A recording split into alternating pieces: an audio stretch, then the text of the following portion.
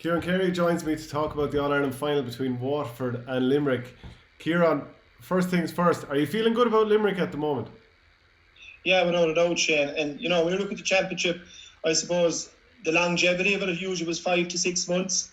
And doesn't it kind of show what it can be achieved in a short space of time, 5 or 6 weeks? You've the start of a championship now, you've nearly the All-Ireland, done and dusted 6 weeks. Yeah, and I suppose it's a huge bonus that we're in the last two teams that are left in it. And are you surprised that Waterford are the team there waiting for you after their two winless seasons? No, I wasn't.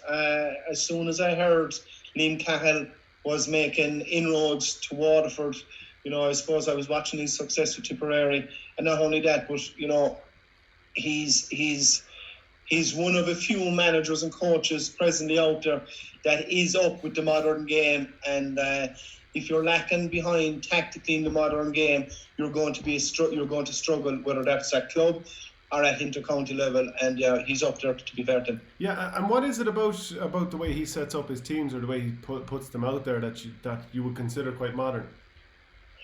Well, when you look at Waterford, to be fair with Derek McGrath, he would have did an awful lot of teaching while he was there, and he had Waterford humming at the time. And I suppose Fanning came in after him. He wasn't there too long. And I suppose the Waterford squad were very teachable when Liam Cahill got him. And they were used to playing a certain type of game. But I suppose he's after tweaking it really. And he's tweaking it towards the opposition he plays.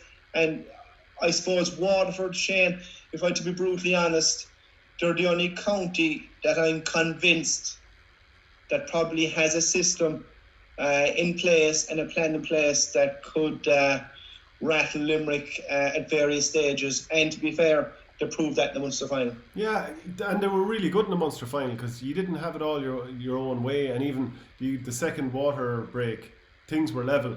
And this is a team that had battered Tipperary and Clare beforehand. So do you think it's because of their athleticism, or they're able to study what you have done for the last year and a half, 2 years now, and they kind of, to some degree, figured out what you're doing?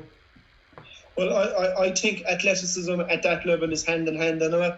I don't think too many players, no matter what county you're with, unless you tick that box, we won't get into county jersey. So that's a given.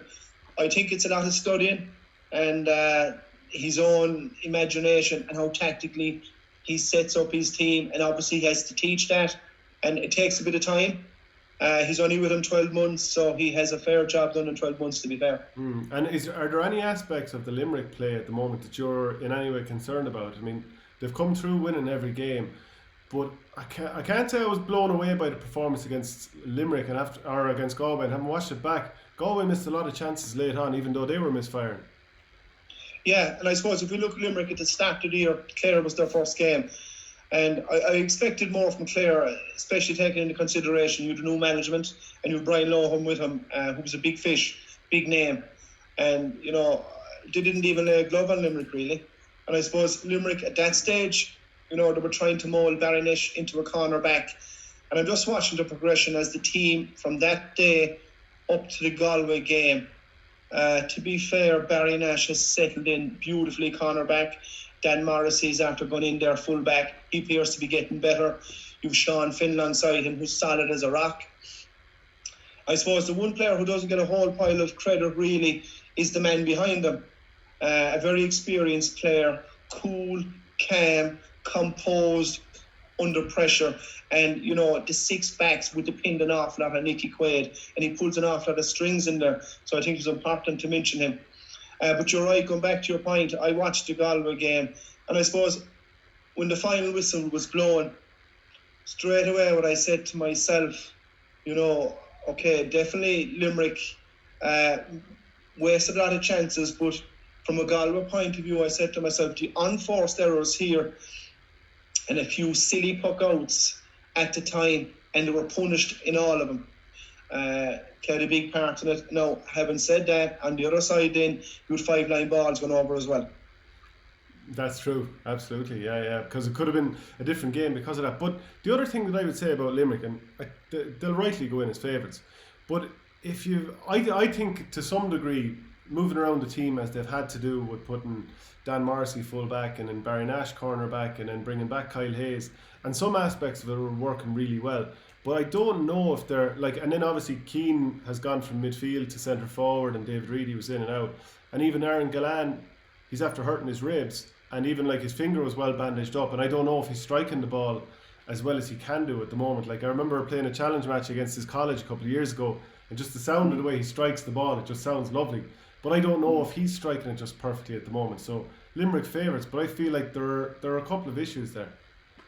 Yeah, and you're right. Like most forwards know by the sound of the hurling when you hit it the sweet spot. I think traditionally you're a defender like myself, so it doesn't really matter what kind of a spot we hit on the bottom, it kind of gets away. But yeah, I know what you're saying. They're tweaking the team slightly, and I wouldn't rule out possibly Keane Lynch going centre field again for the All-Ireland final, because he got a lot of joy there in the Munster final. But yeah, and Kyle Hayes, I suppose, you know, in early 2018, I suppose I would have got a lot of stick here in Limerick because I would have been probably doing a bit of John at the time that, you know, he's going to be our new centre back for Limerick. Lo and behold, 2 years later, he's bombing up down the line. Now, Waterford have the same in young Lions as well, Callum Lyons. You know what Kyle Hayes is to Limerick, he's equally as effective to Waterford, to be fair. And I suppose the only line really, I'm looking at Limerick's midfield, okay? And I suppose they're not in the game as much as they are. And I suppose if you look at the half-back line against Galway, like you'd Burns taking long-range points, hitting a few balls in, and you Kyle Hayes bombing up. So they weren't getting the ball from the half-back line, if you like. But I suppose that would be an area where we don't appear to be as dominant as we should be in the middle of the field. But overall, I think the machine is moving nicely, Shane. Yeah, and what of Waterford? I mean, they've been fairly impressive. Like, they're very impressive against Cork. Obviously pushed Limerick closer than anyone had expected. Then they beat Clare comprehensively, and to come from 9 points behind to beat Kilkenny was very impressive. In a general sense, do you think they're a top side now, or are they still sort of in building towards that? No, I would have them as a top side, and they have a lot of quality. I suppose their fullback Prunty, the first time I saw him, Limerick gave him a desperate toast in a few years down in Walsh Park, and he was the one player that came off the field. I think he might have made his debut that day, that played a very solid, fine game, and I said to myself, this fella has serious potential.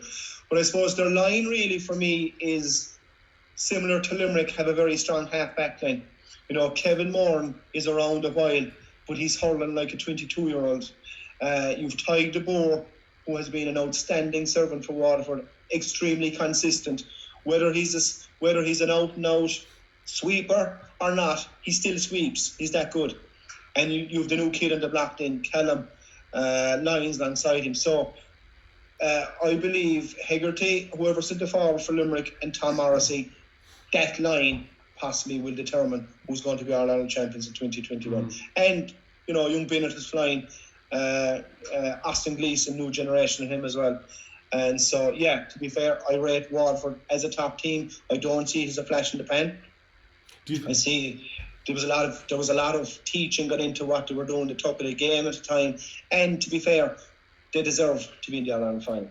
Do you think Austin Gleeson is finding his top form again? I think he's on the way, without a doubt. When I saw Austin play live, it was the same day I saw Prunty full back. So from that day to now, he's improved a ton. Well, come here, not improved a ton. Obviously, the top 2 inches are bang on with him because most players who produce the goods, they're right upstairs. So there's a reason for everything. I think he's coming at the right time. And I still think there's possibly a bit more in him. Jamie Barron also is playing very well in the middle of the field. So, you know, down the spine, they're very strong, very solid. And, you know, to be fair, they're there in merit. Like, was it just me, or did you think that in the second half when Galway reorganised their team and they put Fintan Burke in the half-back line, and I'm trying to think who was the other in the half-back line, they rejigged their half-backs, and Tom Morrissey and Grode Hegarty for a while, they weren't quite as dominant after going to town in the first half.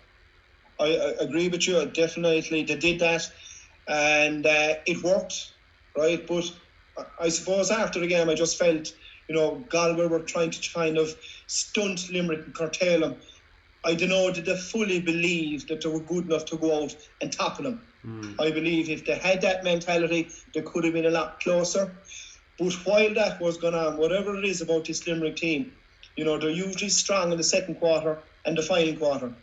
But the quarters they're not strong on, the scoreboard is still ticking and it's still alive and they're still getting scores.